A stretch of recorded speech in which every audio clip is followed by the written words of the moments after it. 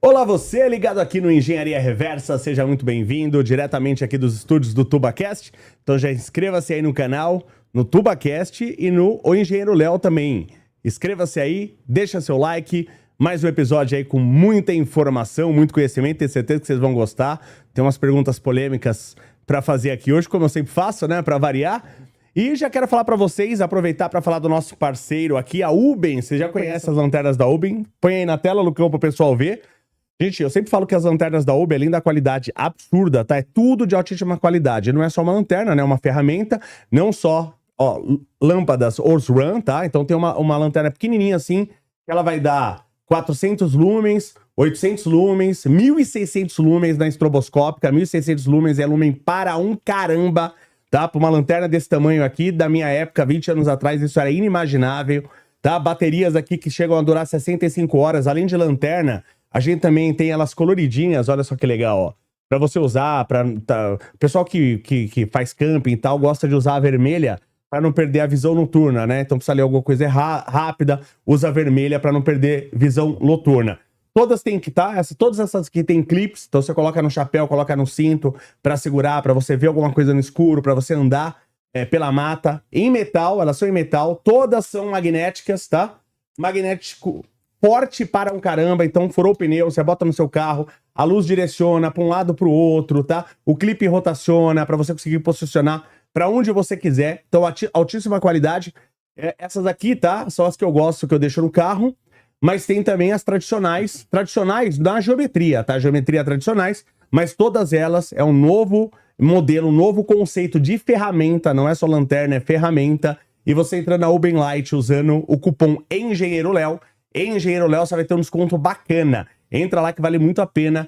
Vai te salvar, quase não falta energia, né? Aqui no Brasil. Vai te salvar em vários momentos, no carro, na sua casa, etc. Então vale muito a pena. Bom, falamos aqui do parceiro. Hoje eu tô com o prazer aqui de falar com o Mário Jorge. O Mário Jorge, o comandante no Instagram, é isso? Sim, o comandante. Como é que você tá, Léo? Prazer tê-lo aqui. Obrigado por você ter vindo de longe. Muito. Mato Grosso do Sul, né? Exatamente. Eu tive lá também, conheço. Muito legal a cidade. Gostosa. Muito bom, gostoso. Gostosa, cidade calma, né? Gosto pra caramba de lá. Quanto tempo que você tá na aviação?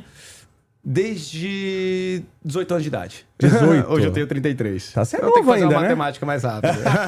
Eu vi lá que você tá com 3 mil horas de voo, né? Mais de 3 mil horas. Mais de 3 mil horas de voo. Eu falo mais de 3 mil porque eu já não contei mais, eu não sei qual que é a verdadeira contabilidade, mas é mais de 3 mil. Eu falo que eu tenho uma raiva de piloto e de mulher grávida, que quer mudar, né, as unidades de tempo. Mulher grávida que fala, eu tô de 18 semanas. Que porra que é 18 semanas? Me fala em meses.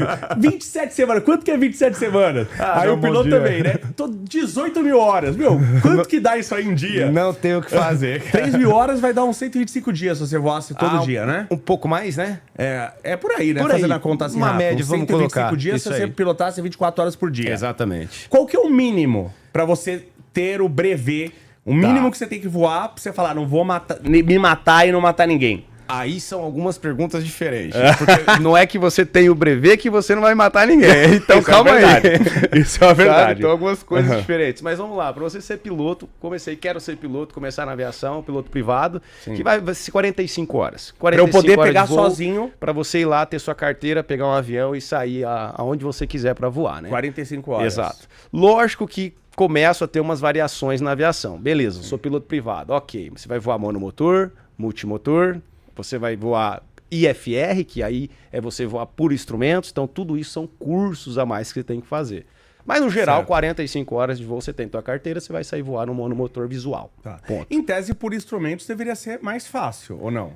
Na minha opinião, sim. É mais fácil. Porque você já tem as rotas pré-definidas, pontos definidos, aproximação no aeroporto sem visual nenhum já definido.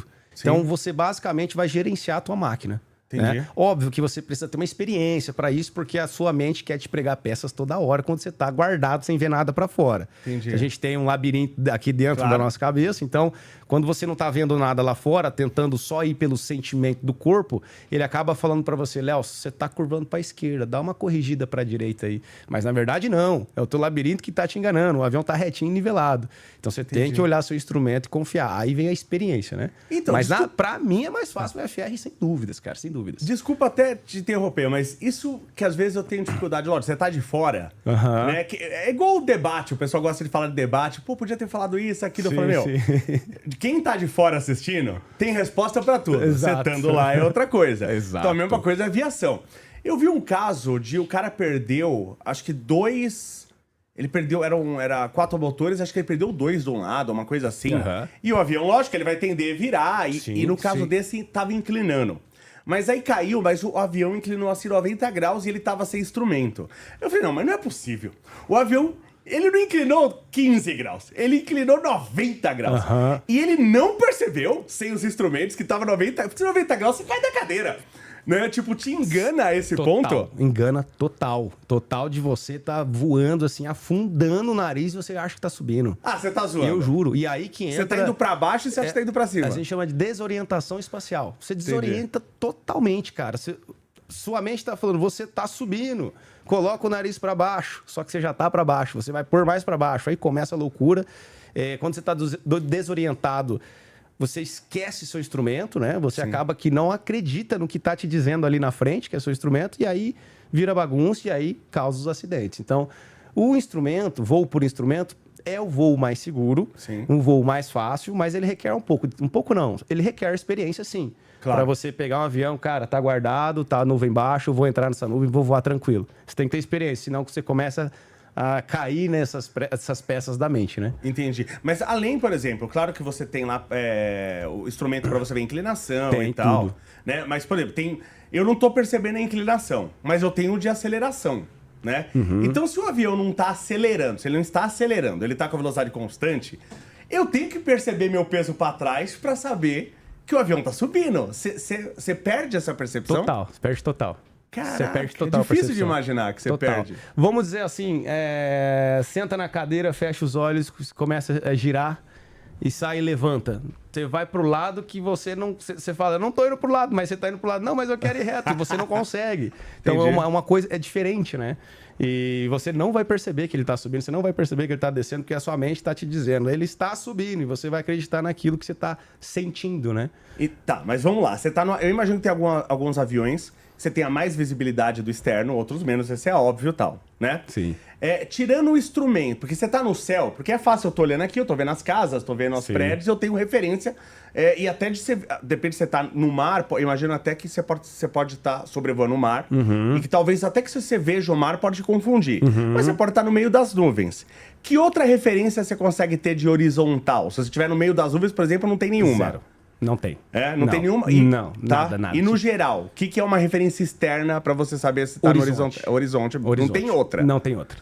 Horizonte. Entendi. Você tá visual com o horizonte, você tá visual o que tá acontecendo na sua aeronave. Ponto. É isso. Ah, tá bom, mas eu tô em cima das nuvens. Estou guardado por baixo, mas em cima das nuvens, ou entre nuvens, né? Mas você tem um horizonte. Então você consegue identificar como você está. Isso é um voo visual. Tá, porque, por exemplo, via de regra, até por uma questão de correntes de convecção e tal, não sei o quê, e em que altura você vai formar gotículas ou nuvens, etc., é normal, você é piloto, você sabe disso melhor que eu. É normal a parte de baixo das nuvens, elas estarem no mesmo plano. A parte de cima faz as formas que a gente fica olhando, mas a parte de baixo, ela costuma estar tudo na mesma altura. Exato. É uma referência. É uma referência. Que dá pra você usar. Dá pra você usar, desde que você não esteja dentro de algo. Mas se eu tô entre nuvens, eu estou entre nuvens. Show de bola. Serve como referência. Serve como referência. Tá. Serve como referência porque você tá nivelado e você ainda tem o horizonte lá na frente, você ainda tem o visual horizontal na frente. Então você consegue se identificar onde você tá, o que tá acontecendo. Quando você perde todo o contato com o solo e com a área externa, aí você tá instrumento total. Você nem olha para fora. Cara, eu quero achar um buraco, eu quero achar como eu tô, esquece. Você não vai tentar achar como você não vai tentar achar uma linha do horizonte, você não vai tentar achar absolutamente nada. Você vai olhar para dentro e confiar no instrumento. Entendi. Chega a ser, assim, no geral, um videogame. Porque no videogame você não tá sentindo nada. Tá lá o avião voando, você tá só confiando que tá falando do instrumento. Então, basicamente isso. Você vai olhar para dentro e confiar e gerenciar aquilo que tá acontecendo. Ponto. Entendi. É muito tranquilo, cara. É muito, muito tranquilo mesmo. Quando você tem essa percepção e consciência do que tá acontecendo, é muito tranquilo. Eu adoro voar, só voo IFR. Só vou IFR, para mim é mais fácil, porque como eu vou para diversos lugares, né? Lugares diferentes, o tempo inteiro, país diferente. aeroportos diferentes. Tem lugar que eu não conheço a cidade, né? E se você tá no voo visual, tô chegando no visual. E aí o controle fala para você, o comandante, sobrevoa a marginal tal até o pontilhão tal. Vai, sei lá o que é isso, cara. Então acaba que é difícil eu fazer voo visual, sabe? Sim. Então eu ponho IFR, faço um procedimento que já tem os pontos todos pré-estabelecidos e fica tudo mais fácil, tudo muito mais padrão. Então, eu vi uma vez o pessoal falando que como evoluiu muito a tecnologia em aviação, já há um bom tempo, aliás, há muitos anos, você pega a tecnologia do final do século passado, já era uma tecnologia, você já tinha uma certa automação, certo? E que isso causou um problema, porque os pilotos não precisavam ter uma formação tão complexa. Eu imagino que o cara, para ser piloto de qualquer coisa, ele tem que ter um conhecimento, no mínimo, intermediário de física. Porque eu já vi alguns casos, né? Teve um avião que caiu, que o cara subindo com o avião, e ele precisava subir mais, né? E o avião inclinado para cima, ele precisava subir mais, e ele puxando e o avião não subia, puxando e o avião não subia. E o avião descendo, até cair. Ele caiu. Sim. Qualquer cara que jogou videogame, ele teria baixado a ponta, ganho velocidade e depois subido. Não precisa ser muito inteligente para isso. Agora, tem umas coisas até que o cara tem que ter uma noção, até um estudo. Não é nenhum estudo, esse é uma física que eu vou chamar de uma física muito básica. O cara que derrubou o avião lá, esse caso foi muito famoso, virou até filme, com os jogadores de rugby na cordilheira nos Chiles. Então, ele era pra entrar muitos quilômetros depois e ele virou na cordilheira. Pô, se você vê lá que eu tô andando a 1000 quilômetros por hora, né, e o negócio está a 1000 quilômetros, eu tenho que andar 1 hora. Não é uma conta muito difícil, né? Se você andou meia hora, você não chegou lá. Como é que o cara me erra isso? Ah, não, eu acho que eu já passei as cordilheiras, agora eu vou entrar à direita. E entrar nas cordilheiras. O cara não tem que ter uma noção, além, lógico, do trajeto, mas ter uma noção de tempo. Falou, olha, eu vou ter que andar nessa velocidade, são 10 horas pra cá, 2 horas pra cá. O pessoal não tem essa noção? Tem essa noção. Na verdade, é um princípio básico a gente ter essa noção, só que a hora que você tá no cockpit, operando, e aí cada caso é um caso, né? Porque, de repente, nunca é esse fato isolado. Eu sempre digo isso, né? As pessoas, assim, tendem a... O avião não cai por uma coisa só. Não, nunca. Eu sempre digo que é uma sucessão de erros. E também como se fosse um dominó. Todos os dominós empilhados um atrás do outro e que começa a cair um e começa a cair vários. Se você não tira uma peça, ele vai até o final. Certo. Então, assim, alguns especialistas, né? Que a gente fala aí de especialista e tal. Culpa é do piloto. Por que o piloto fez isso? Por que o piloto fez aquilo? Mas, na verdade, a gente tem que ver uma anamnese, olhar o que aconteceu antes, como é que foi antes, porque tem que ter, sim, um geral, e isso a experiência te dá. A experiência de voo te dá esse geral, desse apanhado da física, de como que funciona o motor, como que funciona o espaço, tempo, essas questões. Você acaba que na experiência adquire isso, mas às vezes naquele dia ele estava com outro problema, lidando com um probleminha de repente dentro do avião, que deixou desapercebida a parte tempo, né? Então aí acaba que isso com outro problema que junta com mais um problema acarreta num gigante que ele deixou de passar do ponto ou virou antes do ponto, antes da hora. Então isso tudo tem que ser mais estudado e entender melhor o que se passou naquele momento, sabe? Entendi. Mas no geral o piloto tem que ter uma noção geral sobre tudo, sobre conhecimento técnico do motor, sobre aeronavegabilidade, navegação aérea, clima. Lógico que a gente não vai ser um profissional de carteirinha, né? Mas aqui a gente tem que ter um apanhado geral, a gente tem que ter uma base boa para fazer o voo mais seguro possível. Mas se acontece algo, você pode ter certeza que é sempre além daquilo que parece o óbvio, né? Sempre tem algo por trás. É uma sucessão de erros, na verdade. Perfeito. Eu vi uma curiosidade interessante lá no teu canal, não sabia disso, falando no Instagram, né? No Comandante. Que falou que o pico da bandeira, ele tem esse nome porque no Império queriam colocar a bandeira porque achavam que era o pico mais alto. É isso mesmo? Exatamente. O chat GPT me ajuda muito nessas coisas, cara. Mas o nome de pico da bandeira é porque por era conta disso. E não botaram essa bandeira lá. Colocaram, tem bandeira lá. A bandeira tá lá até hoje? Exatamente, tem lá. O pessoal faz... Acho que, se eu não me engano, tem pessoal que sobe no pico da bandeira, tem trilha e etc. Nunca tive essa oportunidade de fazer, né? Porque minha vida é por cima, né? Difícil ser por baixo. E todos esses locais que eu vejo diferentes do Brasil, principalmente fora do mundo, né? Eu não sou a pessoa que tem o maior conhecimento do mundo, mas eu procuro ter. Então, onde eu vejo, cara, deixa eu ver a curiosidade desse lugar. Eu pesquiso no Google, pesquiso no chat, pesquiso nos links que eu consigo ver e vou ver as curiosidades e eu me encanto na hora de saber. Eu falo, caraca, que legal, velho. Tava aqui desde que eu nasci e eu tô sabendo agora. E o Pico da Bandeira é uma curiosidade dessa, cara. Acharam que era o era o maior pico mais pico do alto do Brasil, Brasil. o maior é o da Neblina. É, exato, Pico da Neblina. Bacana. Louco, Os né? dois, da Neblina em São Paulo, da Bandeira, Minas Gerais. Minas Gerais. Legal. Essa é uma Doido, curiosidade né? bacana. Pico da Bandeira entre Minas Gerais, indo pra Vitória, Espírito Santo, você vê ele sempre, cara. É lindo, cara. É maravilhoso. É um desses que o gigante. pessoal fala que você sobe lá e não fica bêbado, né? Tem uma história dessa, né? Que lá em cima você beber, você não fica bêbado. Cara, na verdade fica, hein? Porque quanto mais alto, né? Então, na aviação é assim. Exato. Se você beber no avião, mas tem um pico aqui, que eu acho que é o pico da Neblina em São Paulo, que eles falam que você não fica bêbado lá em cima. Será que eles ficaram bêbados e não lembraram? No outro Pode dia ser também. Pode ser isso também. Tem isso também. Tem muito... É que você não pilota avião de muitos passageiros, ou pilota? Vamos dizer, jatos não. Porque depende de uma carteira específica para você voar um jato. Mas a aviação que eu tenho, que é turbohélice, pistão, multimotor ou bimotor, vamos dizer que vai até 10, 11 passageiros, dependendo do avião. Tá, e aí a pessoa te contrata para transporte, tipo, como uma aviação particular. Exatamente. Entendi. Exatamente. O pessoal fala que é bem mais inseguro, que você tem, assim, 150 vezes mais chance de ter um... Assim, não é que fala, isso é estatística, né? Que é 150 vezes maior a chance do acidente na aviação particular do que na civil. Por que você acha que isso acontece? Você fala da comercial, né? Comparação a... Isso, a TAM, Porque assim... Azul. O que temos de Boeing hoje, Airbus, Embraer, são as últimas tecnologias existentes no mercado, né? São aviões grandes, com potências gigantescas em cada motor. E como eles são empresas aéreas também, eles têm, assim, meu Jesus amado, uma política gigantesca de segurança. Claro. Extremamente seguro. Então, obviamente, se falando de estatística, isso tende a ser, né, menor numa aviação comercial, porque eles têm muitos mais... regras para ser cumpridas por ser uma companhia, né? Sim. Agora, na aviação executiva, o número é ínfimo, né? Assim, existe essa porcentagem, mas, cara, é tão segura tanto. Tão segura tanto. Óbvio que você está lidando com pessoas, já não tem uma empresa por trás que tem que te exigir coisa igual uma companhia aérea. Então, de repente, é o piloto que é o responsável daquela aeronave. E aí vai de pessoa para pessoa, né? Tem umas pessoas mais... que levam a negócio risca, realmente a sério total, que são detalhistas, e outras pessoas que é mais... Não, o danada, né? O danada não. O danada não.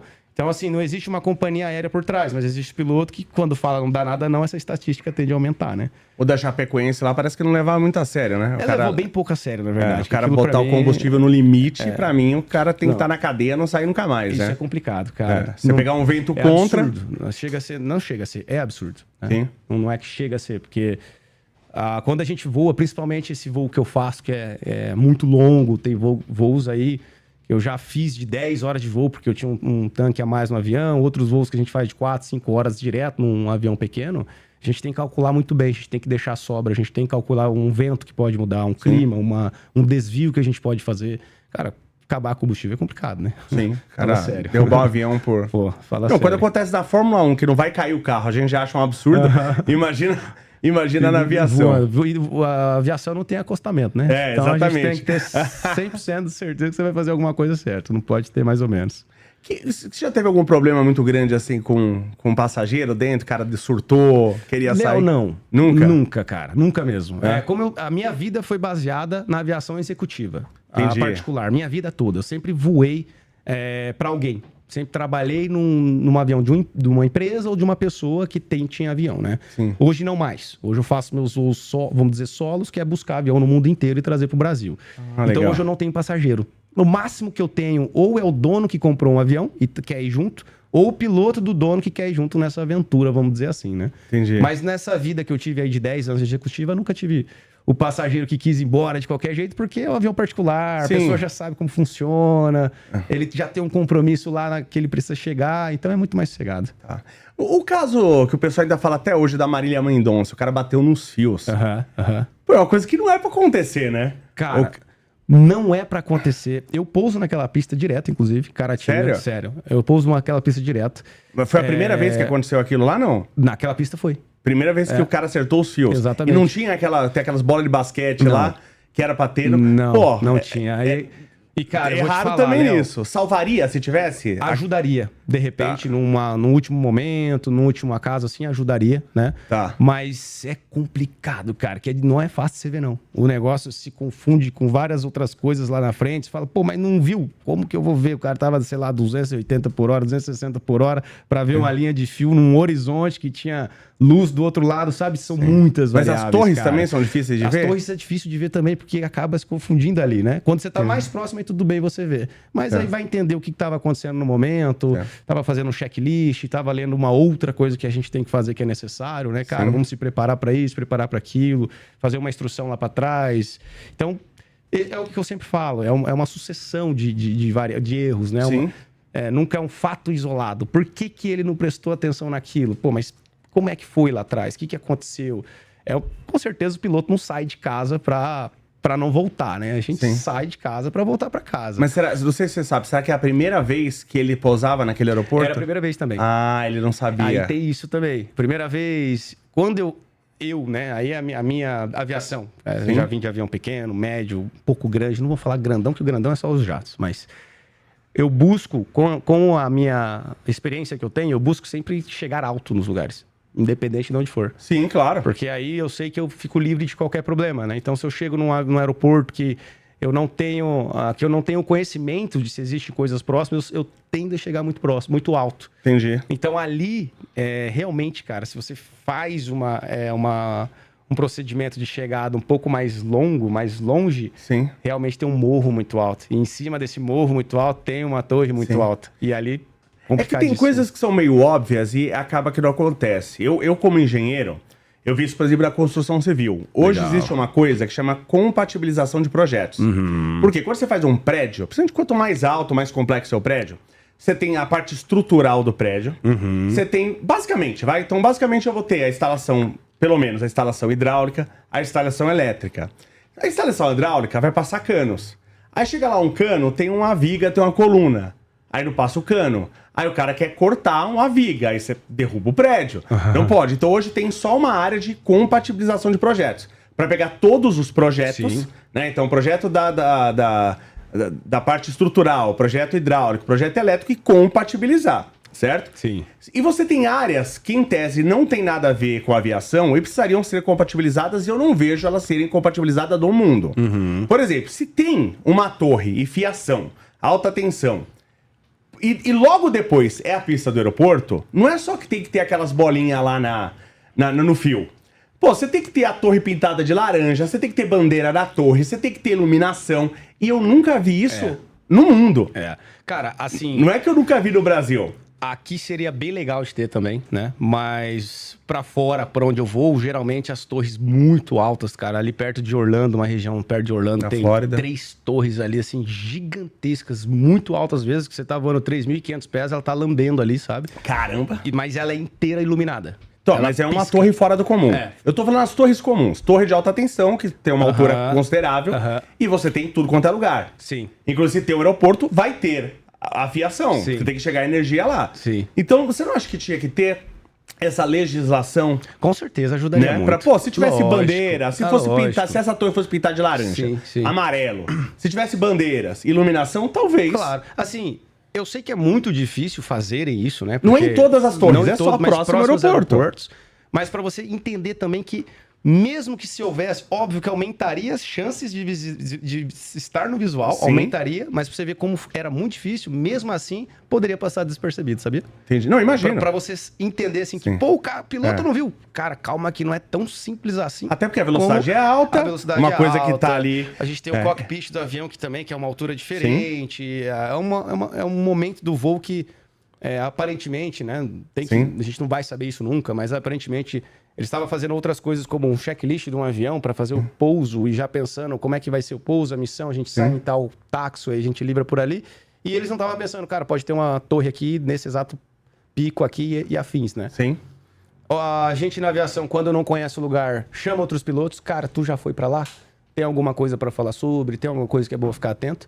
Mas como vem de uma empresa, vem de outra coisa, cara, os caras trabalham muito, velho. Os caras trabalham pra caceta, voa todo dia. O pessoal não tem noção na velocidade do avião como as coisas se aproximam rápido, Muito né? rápido. Se você pegar num carro, tá? Num carro. Exato. Se eu não tô fazendo as contas erradas aqui de cabeça, confirmam por aí. Mas se você tiver a 180 km por hora, tá? Que o carro relativamente comum faz. Sim. Né? 180 km por hora. 100 metros é 2 segundos pra você rapidinho. passar. 2 segundos. 100 metros, 2 segundos. Ali ele ia saber quantos segundos dá. Ele manja de carro ali. Mas... Você faz 1 km e 20 segundos, né? 180 km isso por aí, hora, né? São isso 3 km por minuto a 180 por Aí hora. você imagina. Num avião. Num avião, num procedimento de pouso igual o avião que ele tinha ali, ele vai estar a 120 nós, que vai ser, cara, basicamente 170, uns 180 km por hora, isso aí. Então, é isso aí. Rápido, 1 km é 20 segundos. fechado, e aí quando Não você dá tá tempo em de cima reação. E ver pra baixo é mais difícil de você identificar do que você Claro. tá embaixo olhando pra cima, né? Perfeito. Então isso tudo dificulta ainda mais a visibilidade de objetos ali embaixo, né? Entendi. Então, cara, realmente foi uma infelicidade total mesmo, assim, triste, sabe? Porque o piloto bate experiente, profissional pra caramba, com família em casa, e eu tenho minha filha, tenho minha esposa. Eu me compadeço demais quando acontece certos tipos de ocasiões com o profissional que tá lá na frente, né? Óbvio que ele não queria fazer isso, obviamente, cara. Então, se ele pudesse evitar, com todas as forças que ele tinha, ele evitaria. Lógico. Então, são coisas que aparecem no meio do caminho que pregam peças nele e a vida é assim, cara. Entendi. Mas se tivesse as torres pintadas, gente, por favor, pinta aí todas as torres para um balão, porque pode facilitar com certeza. Lógico, né, cara? ajuda. É uma chance, qualquer Lógico, chance pô. a mais. É lógico, qualquer né? chance É a a chance mais. de você salvar Exato, muitas pessoas. Exato. Das coisas que podem estar no céu, desde uma luz de laser, que esses idiotas ficam jogando no avião, que não façam isso, pelo amor de Deus, que são criminosos, você faz isso. Desde a luz laser, balão, cara que solta balão, pássaro, gelo, dessas coisas que podem estar no céu. Um padre, que agora tem isso também, né? Um padre. O que é mais perigoso, assim, pra você? O que pode te derrubar o avião? Um pássaro pode derrubar? Pássaro pode derrubar, com pássaro certeza. derruba avião. Pode, Com certeza. Dependendo do que acontecer. Um bom bando de pássaros derrubou lá no Rio Hudson, né? Uma aeronave. Caramba. Então, assim, mas tudo depende, Léo. Tudo depende. O pássaro pode? Pode. Com certeza pode. Mas o que é mais Dependendo do perigoso acontecer, no céu? Um outro avião. Outra? Um outro avião pequeno que não tá comunicando, que não tá falando, que tá num lugar que não deveria estar, que não tá com plano de voo, que não tá identificado. Isso é muito perigoso. Peraí, mas o cara que tá tudo isso aí, ele tá levando drogas, né? Não dá pra saber. Não é possível, né? Porque imagino que a pessoa que não esteja levando drogas, ele não vai estar com o avião assim, né? Cara, mas é muita sacanagem, né? É muita sacanagem. Outra coisa que é muito perigoso, né? Falando assim, perigos, né? Esses aeroportos grandes que a gente tem aqui, Congonhas e afins, é balão. O pessoal solta balão e solta balão e beleza, e esses balões é perigosíssimo para aviação, cara, porque, de novo, é ruim de enxergar, é ruim de ver. A torre avisa, ó, balões avistados na proximidades e tal, então a gente tem que ficar muito atento com isso. Mas diminuir, porque assim, você ainda é relativamente novo, mas você tá um bom tempo na aviação. Sim. Eu sou de uma época, eu sou um pouquinho mais velho que você, sou de uma época que era se soltar, teve um período que virou uma febre esse negócio de balão. Sim. Hoje é mais raro ou ainda se solta? É mais raro, ainda tem. É? Ainda tem. Volta e meia ainda a gente vê balões sendo soltados por aí, isso é perigosíssimo, cara. Isso é Gente, perigosíssimo o mesmo. pessoal soltava balão em Guarulhos, que tem o aeroporto internacional. Eu quero morrer com um negócio desse. Isso em todo lugar, é muito perigoso mesmo, cara. Então, tudo assim, cara, outro avião, balão, pássaros é perigoso, mas não tem muitas coisas que a gente pode bater lá em cima, né? Diferente do que aqui de baixo. Mas né? um avião grande, esses aviões aí, sei lá, um Boeing 737-800, sei lá, enquanto que tá agora, um pássaro não derrubou um avião desse, derruba? Dependendo da quantidade, pode derrubar. Apagar os motores, vamos dizer, né? Não vai derrubar de, meu Deus, acabou. Igual eu falo de novo do Rio Hudson. Do Sully, que tem até um filme, que foi um bando de pássaros depois da decolagem que apagou os 2 motores do avião e ele fez um pouso de emergência em cima do rio. Salvou todo mundo. Entendi. Mas isso é raríssimo. Raríssimo. Aconteceu uma vez, né? Entendi, tá louco. Né? Chegou um superchat aqui, aliás, pra você que quer participar, estamos ao vivo, mande seu superchat aí no momento que você quiser. Tem aqui do Cris Calandrin, 5971. Buenas, comandante. Sou de Jundiaí, ó. Teu amigo aí. Trabalho com engenharia de energia e quero ser piloto. Legal. Como ingressar e como seguir a vida igual a você? Abraços. E aí, como que ele vira piloto? Léo, fala só mais uma vez o nome dele. Aqui, deixa eu pegar aqui de novo. É Cris. Cris. Isso. Ô, Cris, abraço. Buenas, né? É uma pergunta que muita gente faz, cara. Como ser piloto? E assim, pô, a gente precisava fomentar mais um pouco isso, né? Porque... Precisa de mais pilotos? Precisa de mais pilotos. Precisa Entendi. de mais pilotos. Eu sei que tá precisando de gente de manutenção de avião. Precisa para todo campo, Léo. Todo campo. Não só manutenção, mas todo campo mesmo. Pra essa área eu iria, só pra que ser piloto não. A gente tem que diferenciar, fazer uma diferença de algumas coisas. Sim. Precisa de piloto? Precisa. Mas principalmente pilotos experientes. Claro. Tá? Não é que assim, meu Deus, eu vou fazer meu curso hoje, estou empregado amanhã. Esquece. A vida não é um bolinho, não. A vida de aviação, principalmente, não é um bolinho. Mas, respondendo ao Cris, cara, faça o curso de piloto privado, né? Primeira coisa, o que eu falo?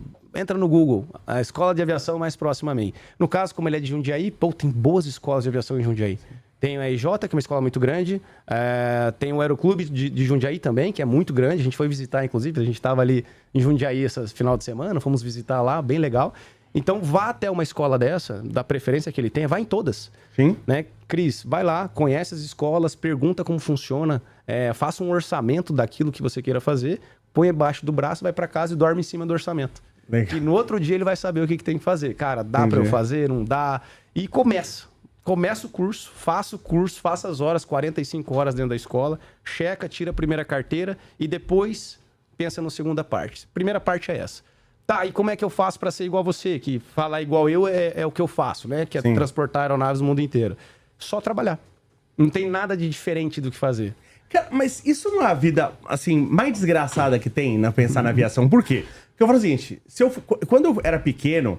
Eu já pensei em ser piloto de jato, de verdade. Só que eu era magrinho. Caça, isso. Tipo militar. Eu também tinha esse. Mas eu era magrinho, né? Só que eu brincava naqueles simuladores. Tinha o Center Norte. Eu adorava esses simuladores. Aquele 360, que ele te vira... Você vira de ponta cabeça, caramba, 4. Surreal. E eu, assim, virava pra tudo. Meu pai e minha mãe queriam morrer. Porque assim, eu virava pra tudo quanto é lugar, eu não perco a referência, eu não passo mal. Então, tem uma questão biológica, tipo, tem gente que se virar de ponta cabeça passa mal. Tem, cara. Tem uma questão biológica, tem gente que não vai servir pra aviação. Tem questão biológica. É um ser humano, né? Daí tem gente que, cara, passa mal de voar. Tem gente que assim, virou rápido, perde a referência e fica tonto. E passa mal, e dá tontura, e dá vontade, né? De vomitar, vamos dizer assim. Mas no avião comercial dá isso? Não, né? Não, é né? bem mais tranquilo, né? Ele é mais estável, é mais aberto, não tem... Porque, vamos dizer, uma pessoa com claustrofobia, será que aguentaria ficar numa cabine pequena? Sim. Então, isso tem que ver, né? Por isso que as escolas fazem um voo experiência, um voo experimental, para ir ver se ele dá conta daquilo. Entendi. Sabe? Cara, eu dou conta disso. Vambora, é isso que eu quero mesmo e let's bora. Vamos fazer esse curso, vamos ser piloto. Legal. E, cara, eu quero ser igual você, fazer voo no mundo inteiro. O que eu faço? Só trabalha. Faz o que você está fazendo na aviação. Se você é com um proprietário de aeronave, faça com excelência. Vai voando. Faz relacionamento na aviação, que isso é importante pra caramba, velho. Você conhecer um cara, 2, 3, 4, 5, 10 pessoas, ser uma pessoa boa, prestativa, uma hora, uma dessas 10 te abre uma porta. Lógico. Na aviação, é muito difícil você ingressar na aviação, assim, profissional. É muito difícil. Acabei de formar, vou trabalhar. Putz, é perrengue. Entendi. É difícil pra caramba, mas só basta uma porta. Abrir uma porta, você nunca mais sai. Então, mas é esse tipo de trabalho que você faz, que você traz aviões de fora. Porque eu ficava imaginando assim, eu vou ser piloto lá de um avião. Então eu vou pilotar aquele avião lá sempre. Que a primeira coisa que eu vou fazer? Eu vou pegar o manual, eu vou destrinchar, porque assim, a repetição leva a estatística. Se você tem uma chance 1000 de morrer e se você faz aquilo 1000 vezes, a chance de você morrer é muito grande. Então eu quero saber consertar qualquer parafuso, qualquer fio daquele avião se eu precisar. Entendeu? Então eu ia, a primeira coisa, ler todo o manual, entender? Ia buscar e saber o máximo possível. Só que se você pega um avião diferente toda hora, não dá pra você fazer isso. Porque os manuais são gigantes. Antigamente nem era tanto na minha época, mas hoje eles são enciclopédias. E aí, como que você tem que viajar toda hora, pegar um avião diferente? Cara, é assim... É perigoso, não é? O perigo não é maior? Por isso que há a experiência. Que a experiência te leva a você não entender somente o avião no singular, mas você entender toda a atmosfera que envolve um avião. A gente fala vestir o avião. Certo. Né? Você pula de avião em avião toda hora. Como é que você faz? Eu leio os princípios básicos de que muda de um avião para outro. Que basicamente o que mantém um avião em voo é velocidade. Sim. É a atitude do avião, é velocidade. Então você vai ler todas as velocidades limitantes daquele avião, as mínimas, as máximas, os a de ângulos. cruzeiro, ângulo. Então você lê aquilo, cara, entrou aquilo, o resto é checklist, o resto é gerenciamento. Então acaba que aí vem o feeling, né? Porque eu já voei vários tipos de aviões, médios, grandes, turbohélice, pistão, de todo tipo. Então acaba que você já, a matemática da atitude do avião, eu não me preocupo mais. Eu sei como ele se comporta, eu já entendo a natureza do voo. Não só o avião em si, eu não fico habitolado. Cara, esse avião não. Eu entendo a natureza do voo. Sim. Eu sinto o avião, tá descendo demais, dá um motorzinho, escora, tira. Então eu já consigo entender coisas diferentes pela experiência. O resto é velocidade. Então eu leio o manual de velocidades daquele avião, que aí, em vez de 15 mil páginas, já vira 30 páginas, né? Sim. Diminui. E as limitantes. Então, e o resto, cara, você tá em voo, tudo tem manual. Cara, eu quero colocar no regime de cruzeiro econômico. Tá lá no manual, você vai fazer isso, isso, isso. Coloca, vai embora. Compara o que tá no avião com o que tá no manual. Bateu certinho. Entendi. Let's bora. Então... É que eu particularmente já vi cara assim passar por uma situação de crise complicada no avião. Sei lá, o cara perdeu uma turbina. Aí ele já, assim... Ele já mexeu no combustível daquela, já testou não sei o quê, já jogou... Aí você vê que ele fez um monte de coisa assim. Você fala, esse cara não pensou pra fazer isso. Ele já estava decorado. Porque ele não tinha como pensar em tudo isso tão rápido. Esse cara já tinha treinado nisso. Por exemplo, você vai ter uma dificuldade maior no avião novo pra fazer tudo isso. É que como é novo, a gente imagina que não vai dar nada errado, né? Sim. Entendeu? Mas tem um risco maior, né? Tem. Assim, tem coisas no checklist, né? Que a gente chama de checklist. Então, deu uma emergência no avião. Checklist. Tem coisas do checklist que é memory items, que é itens de memória, que você tem que decorar. E tem coisas que você tem que ler. Então, acaba que isso é o que mais importa num avião.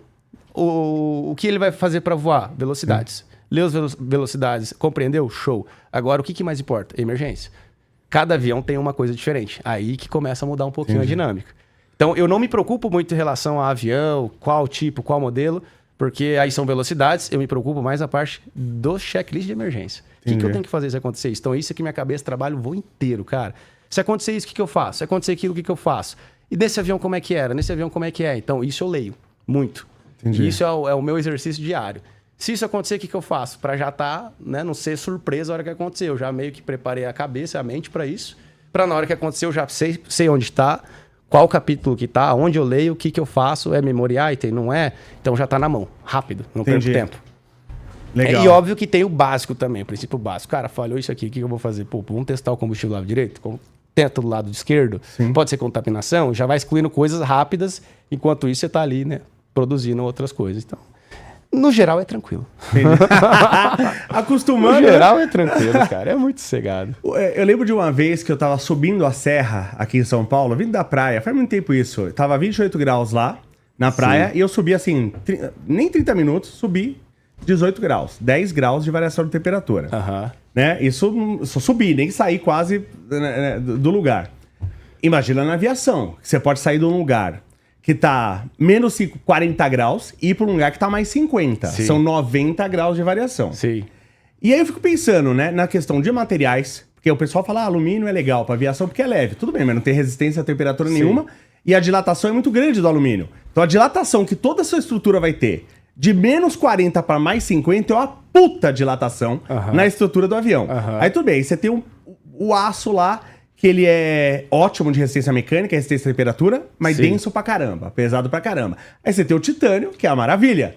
Baixa densidade, a resistência do capeta, mas caro pra caramba. E aí eu fico pensando em outras coisas, tipo, imagina um óleo lubrificante, que você tem em várias partes do avião. O comportamento dele a menos 40 e mais 50 é completamente diferente, tá? Você tem parâmetros de variação, porque você pode ter essa variação numa viagem. Se existe parâmetros de variação de temperatura no avião, esse avião não pode ser abaixo de tal temperatura, acima de tal. Não pode ter, existe isso na aviação? Existe, por exemplo, igual você falou, no óleo. Tem uns óleos específicos para cada momento, né? Na minha aviação é uma aviação um pouco mais lenta. É difícil eu ter uma variação tão brusca assim de temperatura. Menos 41 para 37, vamos supor, eu não consigo. De fato, né? Porque é cíclico. Até vou responder essa pergunta. Só que assim, Tanto que esse último voo que eu fiz, que foi um voo muito longo, eu peguei sim 30 graus para menos 31. Só que foi uma diferença 61 assim, graus, de... Mas foi horas para isso acontecer. Então eu consegui ir aos poucos, ir esfriando cada vez mais. No momento que eu precisei, eu troquei o tipo do óleo. Porque isso tem. Tá, peraí, mas como que funciona essa troca de óleo? Paro numa oficina, normal. Ah, você tem que parar. Paro numa oficina, entendi. faço a revisão, entre aspas, ali, né? Mas é uma revisão que acabou sendo uma revisão. Se não, eu só trocava o óleo. Mesmo que não é uma revisão, cara, troca o óleo pra mim. E eu troco o tipo do óleo. Entendi. Que Porra, aí eu ia trocar entrar... óleo de carro tá caro no Brasil. Trocar de avião deve estar uns 10 mil reais. Trocar Eu vou comer, eu vou comer. Deve estar uma fortuna. Eu vou até falar pra você que trocar o óleo, vamos trocar o óleo e o filtro do avião, vai dar uns média de 4 mil reais, mais ou menos. Entendi. Mais ou Só que aí menos você vai, por exemplo, aí você vai voltar, você vai ter que trocar de novo. Aí troca, mas aí a gente casa com manutenções. Porque nas manutenções que são por horas do motor, 50 a 100 horas, 50 a 100 horas, alguns turbo-hélices são mais, Entendi. a gente já faz essa troca de todo o óleo, a gente já renova. Então acaba que você fala, pô, beleza, e é isso que eu faço. Cara, eu vou fazer 50 horas de voo, aqui tá 37, lá vai estar menos 20. Então dá certinho essa sequência, pô, vai dar certinho 50 horas, já troco o óleo, já vou com esse óleo mais viscoso para as temperaturas mais negativas. Aí é gerenciamento, Dá cara. algum problema a temperatura? Não. O Avegás não. O querosene, sim, pode dar mais problemas. Ele tem uma composição de parafina e outras coisas. Só que você coloca uns aditivos que ele aguenta temperaturas menores. Tá, perfeito. Eu tenho mais uns superchats que chegaram aqui. Deixa eu já dar uma olhadinha. Vão mandando aí, gente. Tiver pergunta, manda aqui que a gente lê na hora. É o Campo Grande. Ó, Campo Grande. Campo Grande, Campo Grande minha 1000 terra. graus. Mandou lá de Campo Grande. Qual país mais te deu medo de voar? Pela estrutura geral do local e comunicação, etc. Porque, uma boa pergunta, aliás, muito bom Campo Grande 1000 graus. Porque imagina você chegar lá, sei lá, na Coreia do Norte, deve ter porra nenhuma, deve ter nem torre pra comunicação. Sim. Sei lá, às vezes até alguns países da África, É. ou o Brasil, que tá uma merda também, daqui a pouco não tem nada. Tirando de toda a minha experiência, até um abraço Campo Grande 1000 graus, meu amigo Chico. Eu sou de Campo Grande, ele também é de lá, eu até sei quem que é, gente finíssima ele. É uma boa pergunta, e o país que mais deu medo, vamos dizer, foi o Sudão. Sudão. Foi na África, um país em guerra civil já há muitos anos, mais de 20 anos, se eu não me engano. E eu tive que sobrevoar o Sudão no ano de 2024, em julho, que eu busquei um avião na África do Sul. Na verdade, era no Harare, ali no Zimbábue. Sim. E eu trouxe até o Brasil. Foi um voo longuíssimo também. E na rota, eu não consegui sobrevoar a Etiópia. Eu tive que sobrevoar o Sudão, que era o único lugar que eu pude sobrevoar. E o Sudão em guerra. Então eu tive que Mas você tinha autorização para sobrevoar? Tinha autorização do Sudão. Só que o Sudão, cara, aonde era capital, por exemplo, já não era mais capital. Foi tomada pelos rebeldes. Então eu tive que estudar sites de guerra e outras coisas para eu passar por ali. Entendi. Então foi um lugar que eu ficava, cara, se o avião dar alguma zebra, eu pousar em emergência, ferrou, velho. Ferrou que aqui, pô, sei lá, que lá é complicado. Em guerra, tempos de guerra, tudo pode acontecer. Então, ali foi um dos lugares que eu tive mais medo de voar, assim, que eu fiquei mais apreensivo, sabe? Por não questão do avião, mas questões gerais de geopolítica, vamos dizer assim, né? Entendi. Então... Você já pegou alguma doença, assim, específica de outro país? Doença, assim, transmitida por... Não. Não precisa falar de DST, não, tá? Não, pior que não. Tranquilo? Tudo tranquilo, foi muito cegado. Uma malariazinha? Não, pior que nada. Essas coisas a gente... fica pouco tempo. Mandou aqui também o superchat o Thiago Andrade Dutra, acho que cortou o final, mas ele não mandou mensagem, mas obrigado pelo superchat aí, Thiago Andrade. Valeu mesmo. Show. Pô, porque tem uns países aí que você pega umas doencinhas aí que são complicadas, né? Tem. Aí chega aqui no Brasil, depende de lugar que você vai, você tem que tomar vacina, não sei o que específica, Tem. né? Aí vai as leis, né, dos países de destino. E às vezes do país de destino que a gente tem as vacinas específicas e também que a gente já, pô, febre amarela, essas outras coisas que quando vai pra África, pô, com certeza, é lei do país, mas mesmo se não fosse, né, vamos fazer uma febre amarela, vamos... Lógico. Né? Tem aqui, eu tive moto, tal, não tenho mais, depois que o prefeito de Guarulhos, Augusto, tentou me assassinar, que ele deixou um buraco maior que a moto lá, aí o carro passou, passei atrás, quebrei a clavícula. Não deixa, agora o Lucas Sanches tá uma merda de buraco também em Guarulhos, hein? Aí agora tá enchendo, que o Lucas Sanches permeabilizou o secap todo lá, uma enchente desgraçada. Vamos melhorar esse negócio aí, gente, por favor, tá? Mas, por exemplo, nessa área de motociclismo, a gente tinha a Sete Galo, que a gente chamava de Viúva Negra. Conheço. Mano, quem dirigia morria. Quem pilotava morria naquela porcaria. Não tinha freio, não. Uma desgraça aquela moto. Era forte pra caramba. 750, 750 e não tinha freio. Não. Então você comprava pra morrer mesmo. Tem algum avião assim na aviação, conhecida por esse avião aí? Volta Cara, e meia cai um Fokker 100. Não por esse motivo, mas por conta de que, assim, Estados Unidos, falando de América, tinha um avião que era chamado de Dr. Killer. Né? Era um avião que... Era um Bonanza até na ocasião, mas tinha um outro avião ainda que era o Dr. Killer na ocasião, que os médicos faziam curso de piloto privado, saía de um aviãozinho de 100 HP e já entrava nesse avião de 300 HP. Porque eles tinham condições de compra. Então eles achavam que já sabiam voar. Aí entrava num avião desse sem fazer transição nenhuma. Ele saía de um avião de quanto, perdão? 100 HP. Porque 100 HP é moto, gente. Pelo amor de Deus, não é nada. Que é o avião de treinamento. Entendi. Um Cessna 150. E é muito fraco mesmo, é para treinamento. 2 pessoas só para você treinar e saber voar para depois prosseguir. Então ele saía desse avião pequeno, já entrava no mais robusto, mais rápido e acabava se bananando e ia acontecer acidentes por conta disso. Não por culpa do avião. Não por culpa do avião, mas por conta da pessoa que não se preparava para voar aquele avião, porque achava que o avião é tudo igual. Sim, é um cara médico, Exato. um cara que formou em medicina não é burro, né? É um cara de uma intelectualidade alta, Exato. você imagina. Sim. Mas não tem experiência. Exato. E é isso que acontece. Cara, todo avião é bom, não existe avião ruim. E o que muda é o melhor avião para você. O que você faz? O que você vai fazer com o avião? Você vai sair com a sua família? É turismo? É negócio? É ferramenta de trabalho? Então, todo avião é bom. Por isso que... Pô, qual avião que mais mata? Não tem um avião mais mata. Todos os aviões são muito bons. Aí vai da pessoa que se prepara para voar aquele avião. Não, isso é importante até em carro, né? Os amigos meus me zoaram lá que eu comprei um pneu. Eu comprei um pneu lá, tinha trocado de pneu, comprei um pneu pra 300 km por hora. Cara, pô, teu carro não dá 300. Falei, tudo bem, mas passa de 200, eu não quero estar perto do limite, né? Eu estourei aqui, obrigado de novo também ao prefeito de Guarulhos, tá? Quase R$1.000 de prejuízo graças a você. Um buraco desgraçado lá e perdi o pneu. Aí levei no cara lá, fui lá pra ver, saber se tinha furado, o que foi.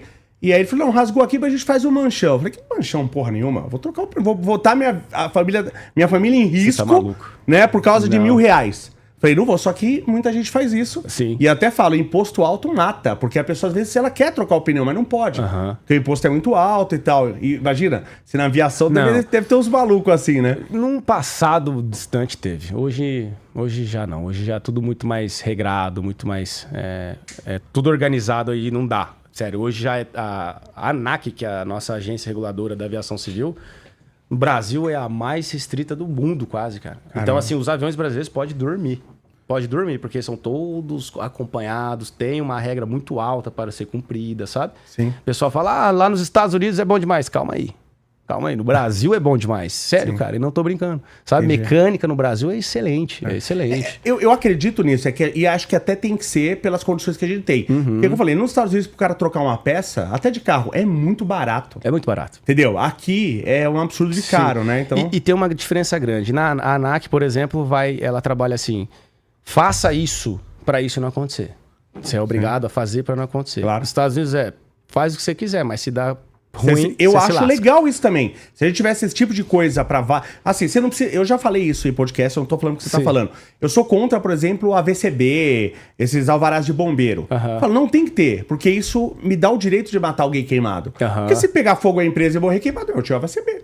Eu tô tudo certo. Então, assim, não tem que ter nada, só que se pegar fogo e alguém morrer, você vai pra cadeia. Sim. Eu sou a favor disso Sim, também. sim. Você vê que tá funcionando nos Estados Unidos. O duro, cara, que... Pô, a gente depende da cultura, né? Porque se daí também abre esse negócio, até onde ele vai levar o limite do avião? Sim. Pô, mas a gente muda de cultura rápido no Brasil. Se tiver incentivo, muda rápido. Na hora Pode que o cara ser. vê o primeiro ser preso, entendeu? Mas não é só preso, não. É assim, preso Se lascar. e entrar lá dentro e não tem o que se fazer, não tem como sair. Sim. Pra ser sério. Lógico. Na verdade, tinha que ser sério. Eu né? sou a favor disso. Tinha que ser sério. Você já sofreu um acidente de avião? Não, Ou graças algum a risco, Deus, não. um perigo? Não. Não? Porque Não até- passou um sufoco? Nunca passou um sufoco? Sufoquinho assim de um motor, dar uma apagadinha e voltar. Entendi. Mas assim, básico, voltou, funcionou, não parou nunca mais. Abasteceu e nem no posto do tentou. PCC, a combustível ruim. Mas eu sou muito metódico, cara. E até se eu tô me sentindo não tô legal pra voar hoje, cara, não, vou deixar quieto, eu deixo quieto. Eu cancelo voo, cancelava voo. Fala, bicho, Legal. não tá um bom dia de voz, não. Tá tudo certo, tá tudo bem, tempo tá bom, tá tudo certo, mas eu tava com um feeling meio chato e errado. Eu não vou. Entendi. Eu sempre fui muito metódico. Coisa com avião, como é que tá essas coisas do avião, se não... Sim. Vamos dar uma olhada? Então acaba que isso aumenta também o nível de segurança. E o pessoal porcentagem acha pra que dar isso é problema ruim. superstição? Não é.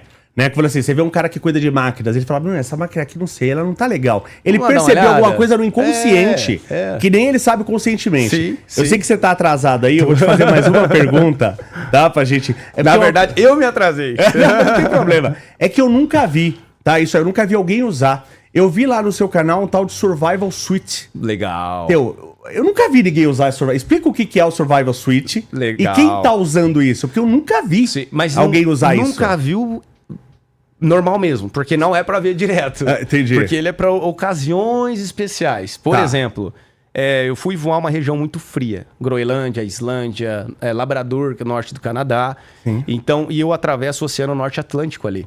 Que é o oceano mais gelado. Vai atravessar o Mar do Norte lá pra ir na Noruega. Exatamente. Pô, temperaturas muito geladas que você cai na água, você fica pouco tempo e você já morre congelado, hipotermia e afins. Claro.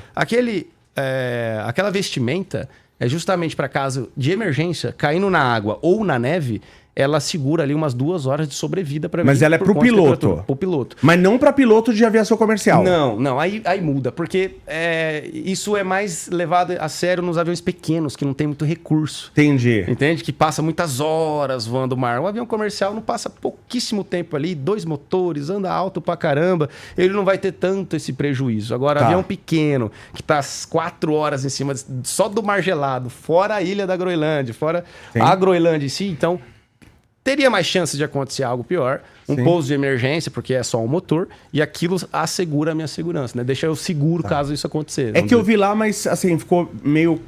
Eu vi rapidamente, além do isolamento térmico, ele infla também, é isso? Pra você flutuar? Não infla, mas algumas têm atrás ali um material que faz você boiar. Então você fica de costas boiando ali e ela tem uma cor exuberante, né? Justamente pra chamar a sua atenção. Mas aí você cabe normal ali, de boa com aquela roupa. É quente pra dedéu, mas muito quente. É uma tampa de marmita lá pra dentro, soa mesmo. E ela é muito desconfortável. Você fica, a mobilidade é ruim, mas eu prefiro isso do que ter que ter ela e não estar usando. Só uma curiosidade rápida aqui. Talvez hoje isso não seja mais problema por causa de cartão de crédito internacional e tal. Mas talvez você tenha essa informação. Eu imagino que esse problema aconteça mais em aviação civil, com aeromoças e tal. E imagino que isso tenha acontecido mais no passado. Tipo, eu tenho uma amiga aeromoça, que um dia ela tá na Espanha, outro dia ela tá na França, outro dia ela tá na África, outro dia ela tá nos Estados Unidos. Sim. Aí ela, e muitas vezes ela pousa lá, vai passear e tal. Como que fazia com dinheiro? Entendeu? Algumas coisas eu levo dinheiro já em espécie, né? Pra usar em alguns lugares da... Mas tipo dólar, euro. Dólar, todo lugar que você vai aceita. Maioria, grande maioria, e cartão de crédito normal de banco. Entendi. Aí pago o nosso IOF, né? Que tem que pagar. Mas aqui o IOF pesa, hein? Pesa. Putz, grilo. Não tem muito como correr e tá tudo certo. Legal. Eu gostaria de marcar outro dia aqui pra gente conversar mais. Com certeza. É muito bacana conversar com você. Você é um cara muito inteligente, muito educado. É inteligente mais ou menos. Eu vou pedir, por gentileza, pra você passar nessa câmera aqui as suas redes sociais. Lógico, cara. Me siga no meu Instagram, que é @ocomandante. Lá a gente posta todas as nossas aventuras, voos pelo mundo inteiro. Tem o meu canal no YouTube também, que é @ocomandante_mj. E no TikTok é @ocomandante_mj também. Que lá a gente vai colocando tudo, postando viagens, postando tudo. Então segue a gente lá que você vai gostar, tenho certeza. E bicho, por isso que eu tô corrido pra caramba. E hoje eu tenho que ir pro Canadá ainda. Ixi, Maria. Eu vou sair daqui, vamos lá nos brother, fazer mais um Canadá, tchau, pegar um avião. Então vai acompanhando lá que vocês vão ver essa viagem. Você que for visitar o Mário Jorge lá em Mato Grosso do Sul, não chega lá e fala, tô aqui em Mato Grosso, que os caras ficam puto em Mato Grosso do Sul se você chamar Mato Grosso do Sul de Mato Grosso, né? Os caras querem morrer lá com isso. Exato. Nossa, beleza, obrigado por falar isso. É Mato Grosso do Sul, os caras ficam putos lá. Eu descobri isso na prática, quando eu fui lá. Quer deixar o Sul Mato Grossense puto, é chamar de Mato Grosso lá. Me siga também, o Engenheiro Léo, nas redes sociais. Eu escrevi Engenheiro Léo aí no Google, que aparece todas as minhas redes. Tá? Muito obrigado. Rapidamente, todo mundo que vem aqui, eu faço 2 perguntas no final, que é muito rapidinha. Todo mundo as mesmas perguntas, que a gente pega um pouquinho da personalidade da pessoa também. E você é legal, que é o cara de uma área diferente, né? Sim, sim. Eu conversei só com o Fernando de Bortoli, da sua área. Abraço, muita Fernando. gente boa. Eu queria que você desse uma dica de um filme e uma série para as pessoas assistirem. Cara, série Band of Brothers. Band of Brothers. Band of Brothers. Essa eu não vi. Então assista. É aviação? Não. Não? Guerra antiga, bem legal. E um filme, cara... Top Gun, velho. Esse último você gostou? Qualquer um. Oh, mas peraí. Não. Qualquer Rápido, um. eu sei que tem que ir embora, mas peraí. O cara fazia uma curva num F-78 que ele tava voando lá, que é o mais tecnológico do mundo, de titânio. O cara fazia uma curva que entorta o chassi, não existe. Ah, mas os caras fazem curva, eles empinam tanque de guerra no Velozes e Furiosos, deixa o cara fazendo avião, pô. O cara fez uma curva que entortou o chassi do avião, meu. Isso não existe. Eu fiquei muito louco com isso aí. Legal, mas é um filme muito bom. Obrigado mesmo pela presença. Valeu a todos, obrigado pelo superchat. Valeu, galera. Até mais. Fui.